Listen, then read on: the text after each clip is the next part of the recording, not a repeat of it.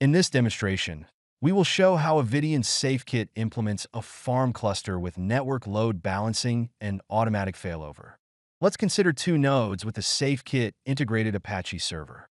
Let's start the SafeKit console to configure the cluster, beginning with entering the IP addresses of the two nodes.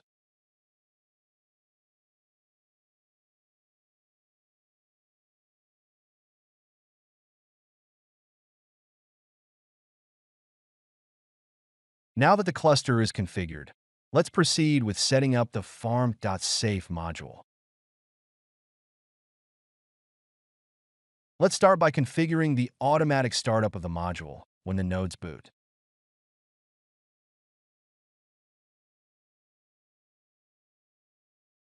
Open the macro panel. Here, you can enter the service names of your application in the startup order, separated by commas. In this demonstration, we do not need to start specific services as we will be using the built-in web service of SafeKit. When opening the heartbeat panel, we see a single heartbeat configured on the network setup in the cluster. Next, let's set up a virtual IP address on the same network as the two nodes. This virtual IP will be an additional address on each server's network interface, alongside the physical IP address. Now let's configure a load balancing rule on port 9010 of the integrated SafeKit Apache server. We set a filter on the source port to load balanced TCP sessions coming from the same internet browser.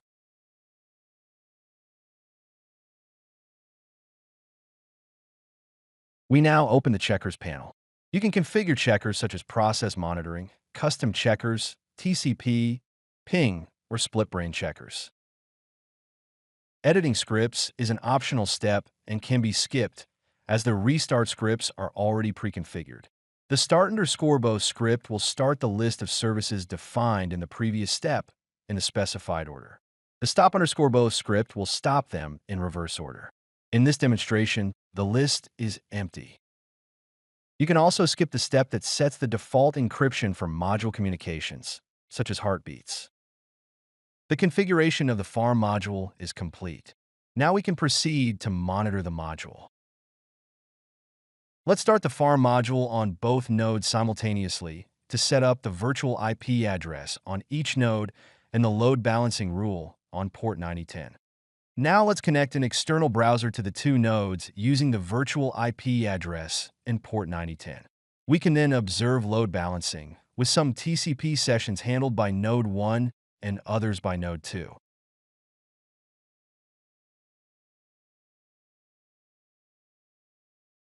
Let's stop the module on node 1 to observe how the load balancing reconfigures itself.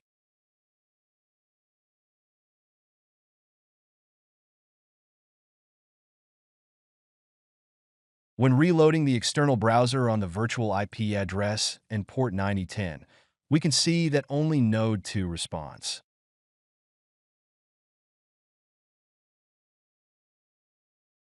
Let's restart the module on node 1 to restore load balancing.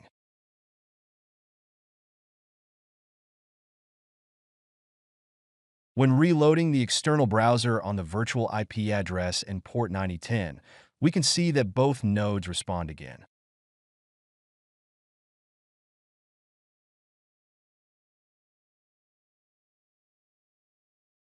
Now, let's simulate a crash of node 2 by forcing its reboot.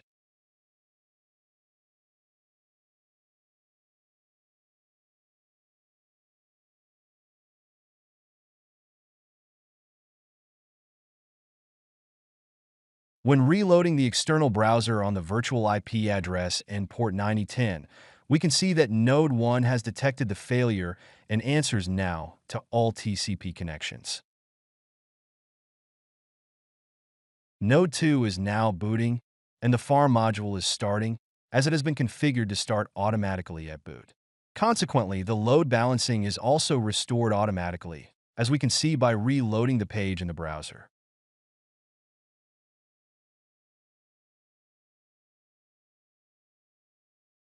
This concludes the demonstration. On the website, you will find a free trial and the farm.safe module with a quick installation guide to reproduce this demonstration. You will also find other modules for real-time replication and automatic failover.